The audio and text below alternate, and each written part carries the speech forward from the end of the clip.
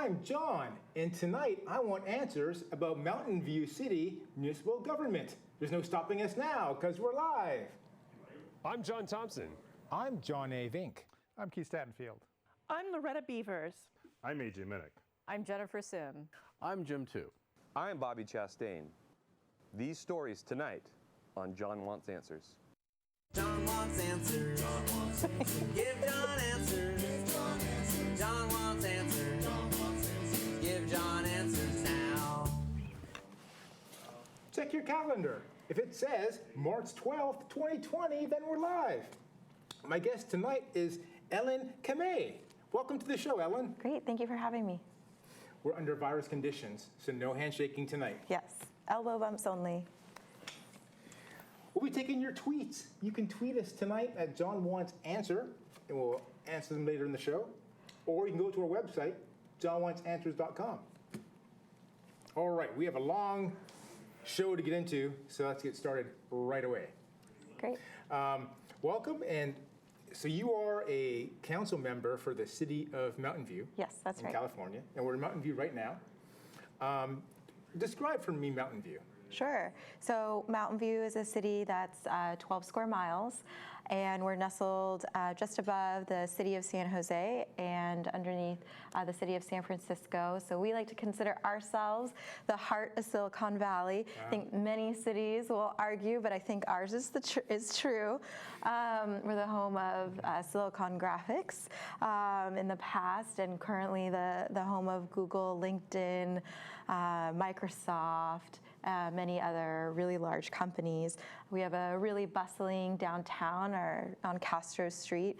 We have amazing bike infrastructure, pedestrian infrastructure, as well as a free community all-electric shuttle that we have in our community. So we're a really, really amazing community.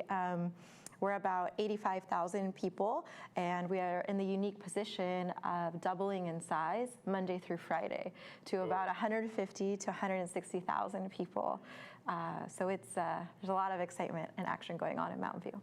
So Mountain View is more of a corporate business city than residential city.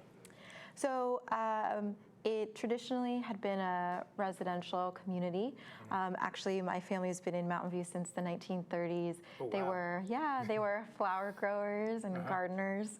And as the community changed, what's been really great about the city of Mountain View is we've been trying to keep a balance between our kind of agrarian residential community, as well as being having a lot of companies and innovation and technology in our city. So we have a really nice mix of both, and part of how we've been able to do that is by maintaining a lot of open space.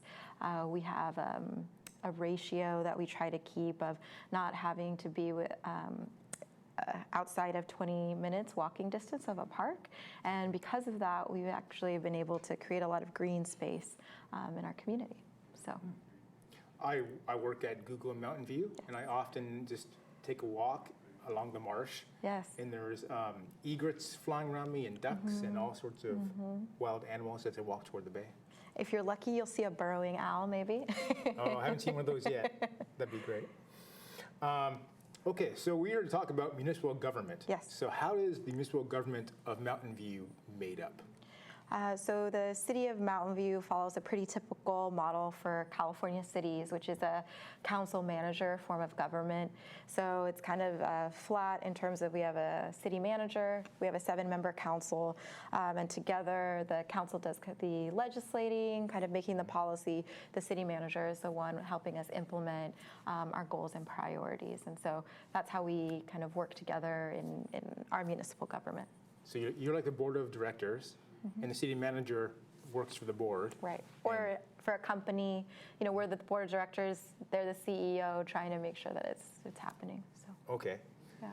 And now you have 7 council members. Yes. And they're all elected. Yes, everyone is elected.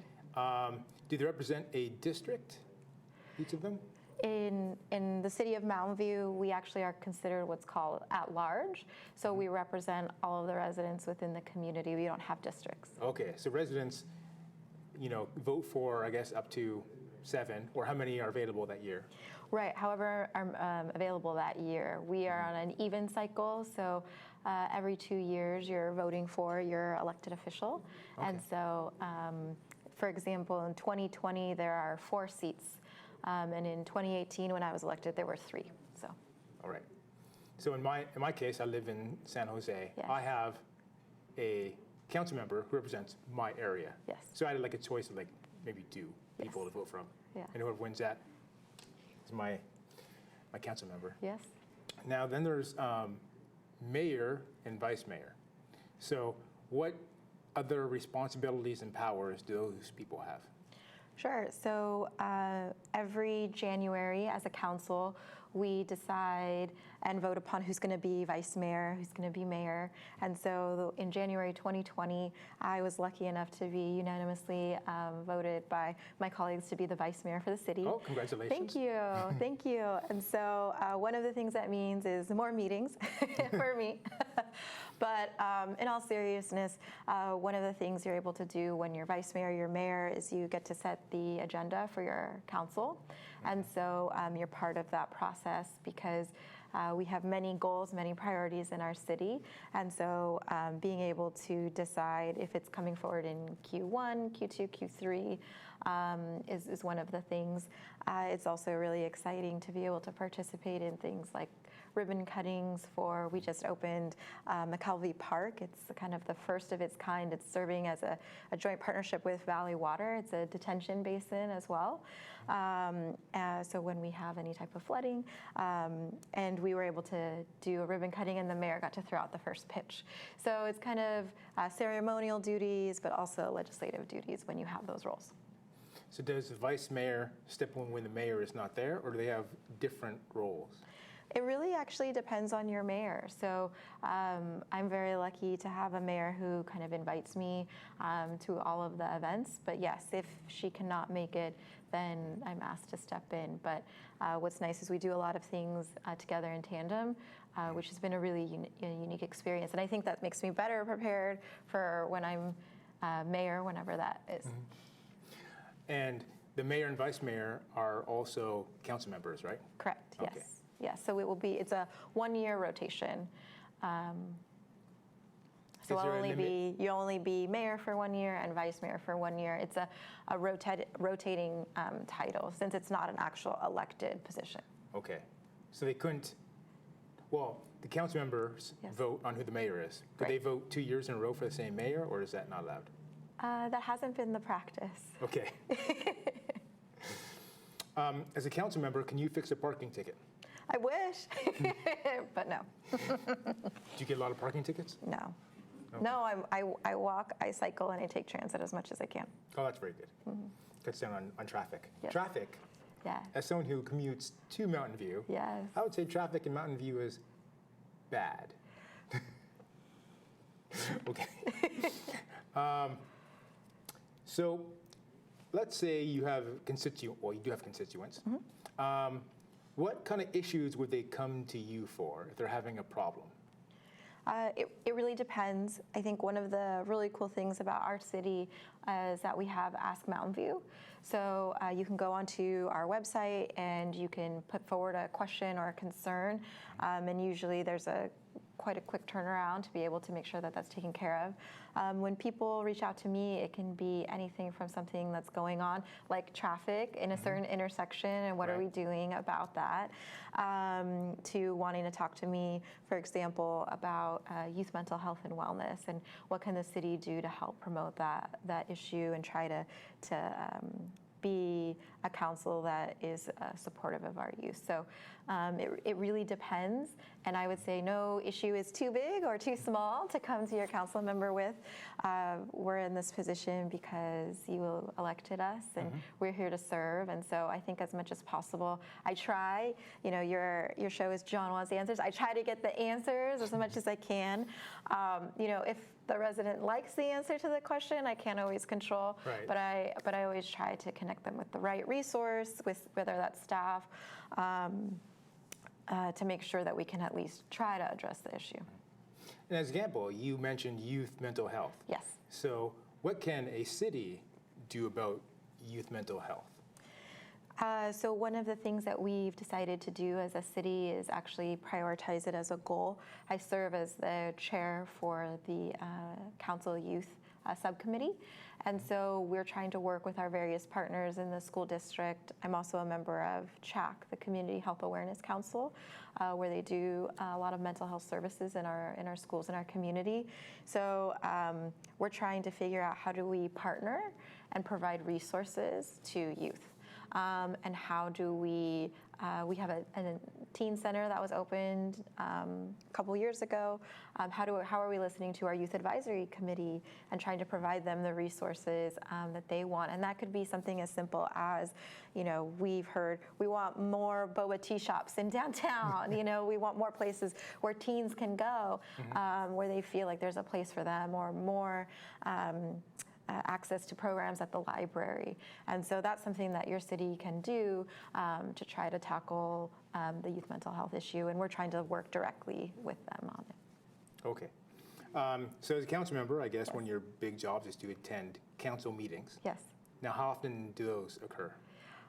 So they're supposed to happen every second and fourth Tuesday of the month, but because Mountain View is so busy, we're actually meeting every Tuesday. Every Tuesday? Yes. That's more work. Yeah, but I think what's exciting is that, when people reach out about a question because they want something, sooner, we're trying to help meet that by having more meetings and, really making thoughtful policy decisions to address these hot topics that we're hearing from the community. So what goes on at a council meeting? At a council meeting, we may start the meeting going into closed session, talking about some type of issue. So when you say closed session, you just mean you and the other council members? Right. Okay. Then a council meeting might include a study session, which is you're not taking a policy direct decision on the item, but it's kind of informational, and you're trying to tell staff how they can scope the policy issue a little more. That's usually a study session. In our regular session for our council meeting, we're trying to make those policy decisions. We are giving directives to staff and the community on where we'd like to go. And we're actually legislating.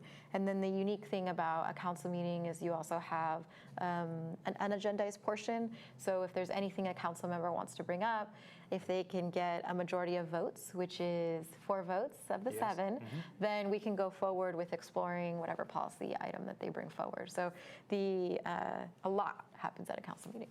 So they can discuss things that are not already on the agenda? Yes, well, they can ask for it to be agendized to a future agenda so we can actually talk about it. Okay. And then just take the majority to get that on the next agenda. Okay, so that's better how our federal government works, where I guess one person controls the agenda of the Senate, and there's no changing that. How long does a meeting last for? Well, it really depends. I think some of the policy issues we've been facing are kind of the most difficult that we as a city are facing, but also the state, nationally. Those can be things like housing, transportation, solutions, infrastructure. And so I have gone as late as 3:30 in the morning. Wow. And been done as early as 8 p.m. when we start at 6:30. Start 6:30. Well, okay. That's when our regular session starts. But if we have a study session, we may start at 5 or 5:30. So it can be quite lengthy. And then when does the public know when the open part of the meeting starts? Yes. And when is usually that? The study sessions are open, and the regular sessions are all open to the public. It's just the closed session part that's not. Okay. But they can always give public comment before we go into closed session. So there's always an opportunity for public input. Okay. Yeah. So if I wanted to go to a council meeting, I would show up at 6:30? Yes, for our regular agenda. Regular agenda. And then is there a portion for comments from the audience? Yeah, so we have a portion on our agenda called public comment. It's usually the 3rd or 4th item on the agenda. And you get 3 minutes to talk about whatever you'd like. Now, is that a time when I can ask questions, or only a time when I can say something? Can I expect to get answers from the council after my 3 minutes?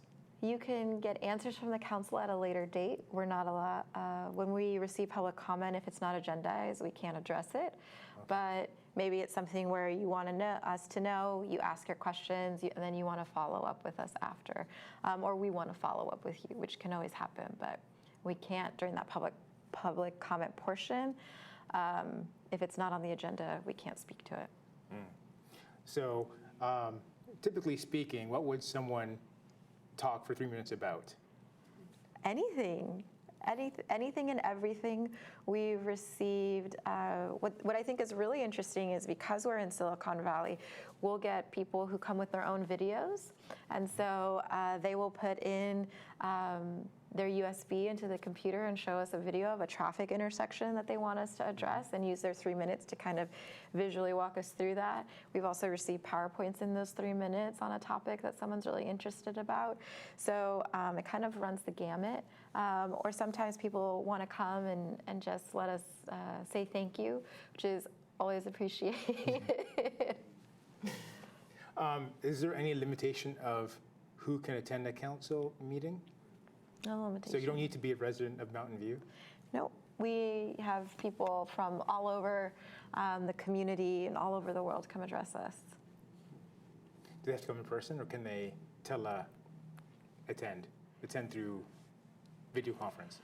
So we haven't had anyone give public comment through telepresence or anything, but we are now on YouTube. So you can watch us live streamed on YouTube, which people like because I guess the quality of the video is much better than watching us on our city website. Okay. And we also push that out on Twitter so that people can follow along if they cannot be with us in person. Okay.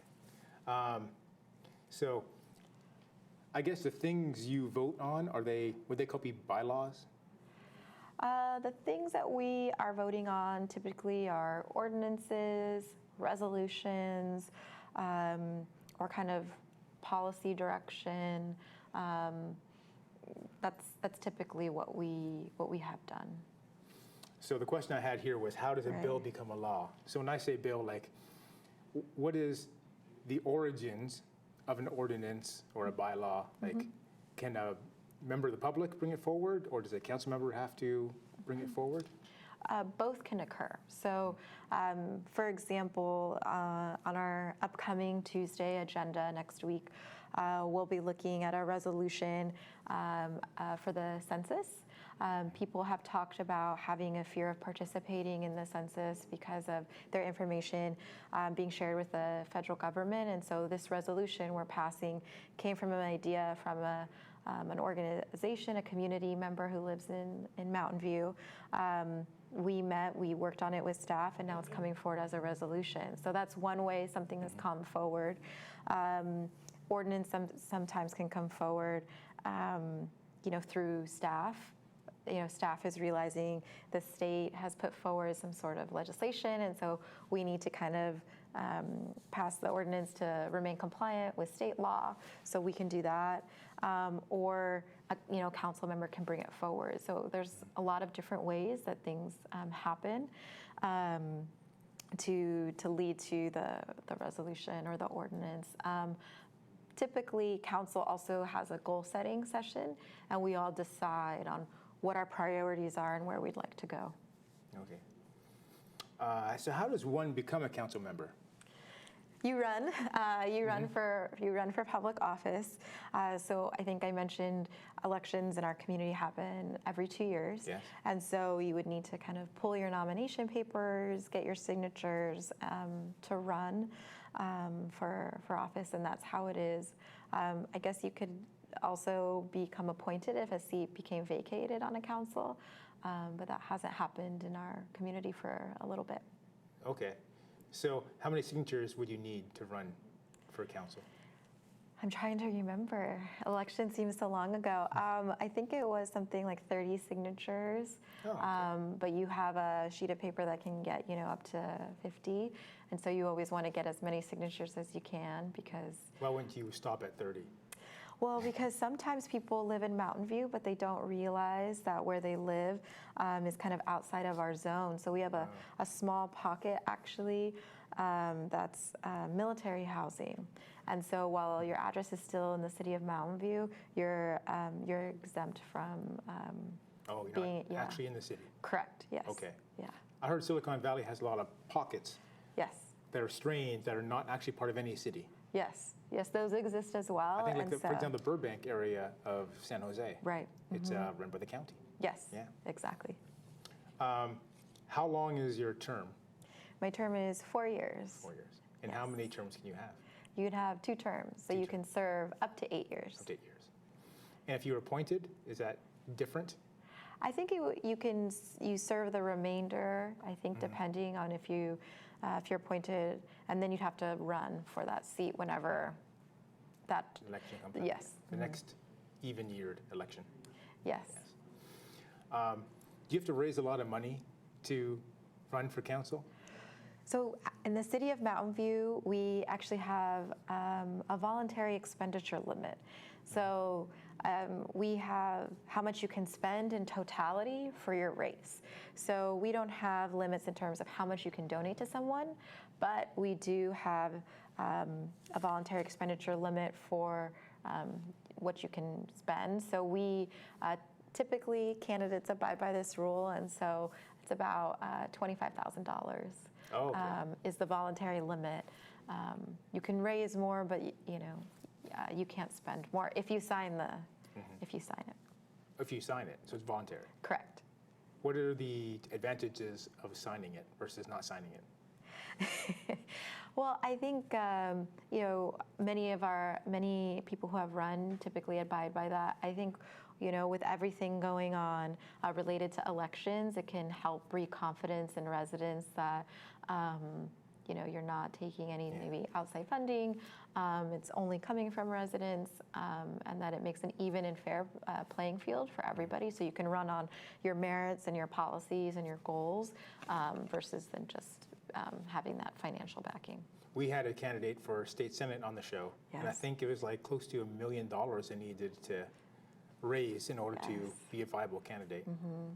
So I guess you don't have a problem with big oil trying to give a lot of money to a council member to get elected? Well, not yet. Not yet? No. Are there any issues that big oil would be interested in at a municipal government level, do you think? I think the reason why that was coming up was for the statewide race. Obviously, they're interested. I've found that Mountain View, because it has so much company and large company presence, that we do get a lot of more attention than most. But big oil has not been one of those, and so How about big tech? There's a lot of big tech companies. There in the city.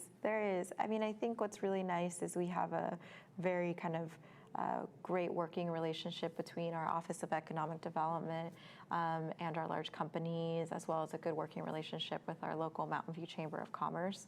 And so we as a city have tried to prioritize not only large businesses, but small and medium size. And the city of Mountain View actually overwhelmingly has a lot of medium-sized businesses, which people don't always realize. Right. So what are some of the big issues facing Mountain View today? So one of the things we're facing is the housing crisis. Right. So the whole state of California has been discussing the housing crisis for some time. What we as a community have decided to do is try to create housing at all income levels. So not only the very low to low income, your affordable housing, your below market rate units, but also middle income housing.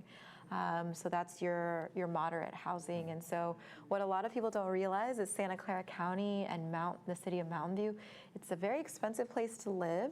And so the salaries are higher, but even if you are making what people consider 120% of AMI, right, adjusted median income, that's still over $100,000. but it's still really difficult to find that middle income housing, right? And so that's something that we've realized as a council and are trying to prioritize by looking at reforming our zoning. We have something called R3 zoning, residential 3 zoning, and looking to be able to upzone that. So maybe if you had one home on that area, now you can go up to like 3 or 4. We've revised our accessory dwelling units, quote unquote granny units, to try to create more housing. We also have all affordable housing projects. And we have a lot of market rate housing. So we created our general plan for the city back in 2012, and we targeted certain communities where we wanted to see kind of increased density and more housing. So we're very lucky. Where you work at Google is an area where we've been looking at trying to create 10,500 or about to 10,000 residential units. In an area called East Wisman, we've been looking at 5,000, and in another area called Terabella, we've been looking at 5,000. So we're really trying to generate and produce housing, but also kind of at all of the income levels. And so something that goes hand in hand with that is what you mentioned, transportation. Yes. So how are we trying to create opportunities so people don't have to be in their cars if possible, or if they are, it's kind of more streamlined. So we have a pretty aggressive single occupancy vehicle target rate for some of the areas in the city to try to decentivize car usage. But we also know we're looking at doing a refresh to our downtown Mountain View Caltrain station. And so we have light rail there, we have Caltrain, electrification's coming, as well as kind of multimodal. So, scooters and bicycles. So we're doing all of those things, and I feel like being in the Bay Area particularly, these are the hot topics of what's going on. So I noticed in Mountain View, Yes. Property values are very high, Yes. but buildings are not very high. So if a developer came in and said, I want to build this 20-story apartment building, Yes. would he be allowed, or just on the face of it, rejected? So, I mean, it depends on the area and what the general plan calls for. But I think one of the things we've tried to do is we have a jobs housing linkage. So if commercial office is getting created, before that commercial office square footage can be triggered, we ask for that housing to come forward first. And so we're looking for actually too, stacked flats, row homes, townhomes, for ownership, because we're also realizing that people are kind of living differently. Not everybody's going to be living in a single family home. So I know where I work in Google, they're constructing huge, massive buildings that don't look like buildings. They look like swoopy tents or something. I've seen that. So there was equivalent amount of housing built before they started construction, is that right? Well, they started building before we came up with that program. But what we've been trying to do is we've been working on that housing now for the last 7 years, and we're trying to make sure that it happens. Okay. And so what are presently the priorities of Mountain View? So we have what are called 4 goals for our city. So the number one thing that's risen to the top is protecting our vulnerable populations, becoming a community for all. We also are really prioritizing environmental sustainability and housing. So those are our 4 goals, and all of the projects we have, which are over 60 projects, are created to help meet those 4 goals. All right. Well, we are out of time. So I'd like to thank you for joining us. Great, thanks. And our next episode is on April 9th. So we will see you then.